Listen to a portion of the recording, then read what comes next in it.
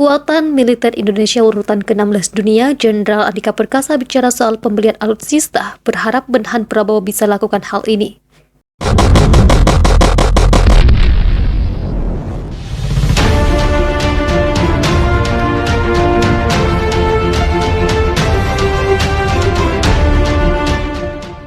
Alutsista merupakan salah satu unsur pembentukan kekuatan militer sebuah negara. Pada tahun 2021, kekuatan militer Indonesia berada di urutan ke-16 dunia berdasarkan pemeringkatan Global Firepower. Melansir Kompas TV baru-baru ini, Panglima TNI Jenderal Andika Perkasa buka suara terkait pembelian alutsista. Jenderal Andika Perkasa berpendapat pembelian alutsista untuk TNI kedepannya harus realistis dan sesuai anggaran. Jadi bagi saya, sebagian pengguna kita mengusulkan ke Menhan pembelian alutsista yang realistis saja sesuai anggaran, ucap Jenderal Andika Perkasa pada wartawan di depan gedung RE Marta Dinata. Menurut Jenderal Andika Perkasa, nantinya pemilihan alutsista semakin efisien.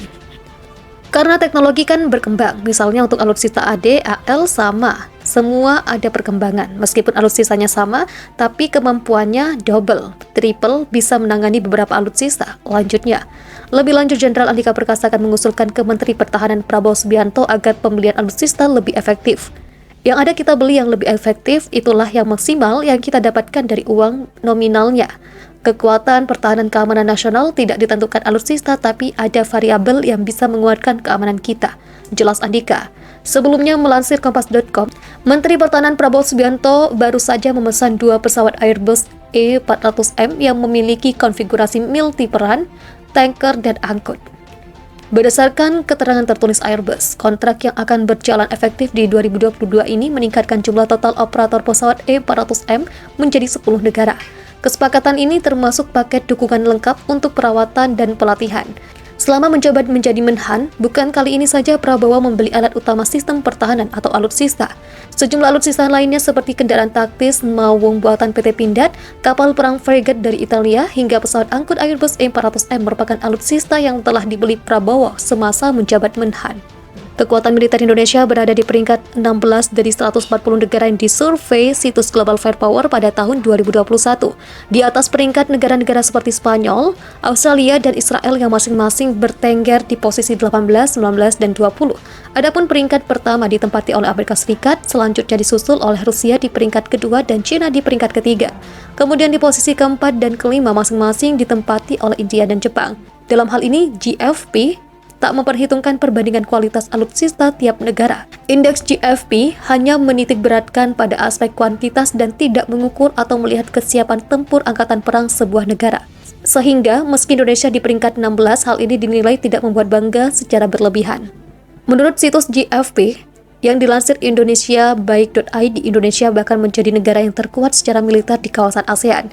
Dengan begitu, Indonesia jauh berada di atas Singapura yang berada di peringkat 40, di mana notabene merupakan negara paling maju di kawasan Asia Tenggara.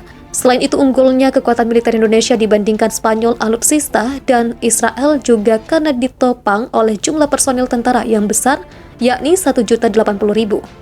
Adapun jumlah personil militer aktif Indonesia tercatat sebesar 400.000, jumlah personil cadangan tercatat sebesar 400.000, dan jumlah paramiliter tercatat sebanyak 280.000.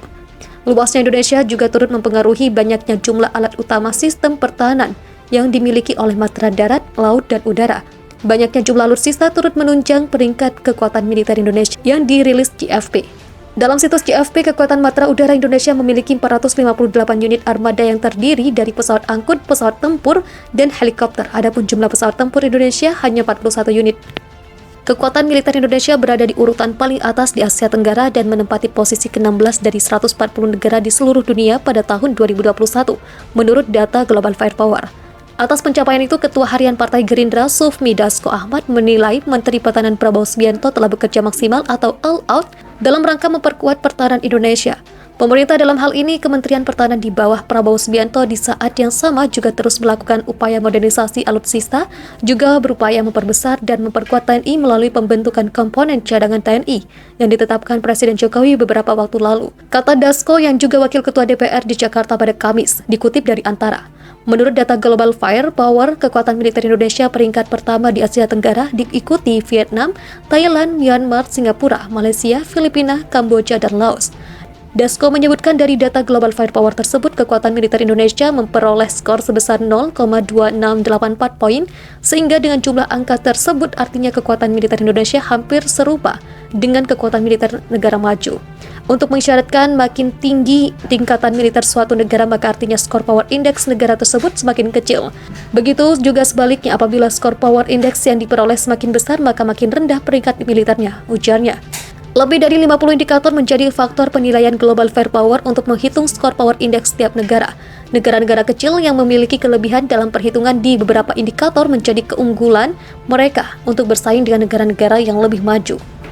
Menurut Dasko, beberapa waktu lalu Prabowo membawa pulang teknologi kapal perang canggih jenis fregat tipe Arrowhead dari Inggris yang dapat memperkuat Indonesia dalam menghadapi ancaman yang terus berkembang termasuk di Laut Natuna Utara. Fregat adalah jenis kapal perang ringan dengan kecepatan tinggi dan kemampuan manuver yang dilengkapi teknologi militer canggih terkini. Fregat buatan Inggris ini adalah kapal perang ringan tercanggih yang ada sekarang, ucap dia. Selain itu, Dasko mengatakan Presiden Jokowi telah menetapkan 3.103 orang komponen cadangan TNI yang bisa dimobilisasi untuk memperbesar dan memperkuat kekuatan TNI saat negara dalam keadaan darurat militer atau dalam bencana.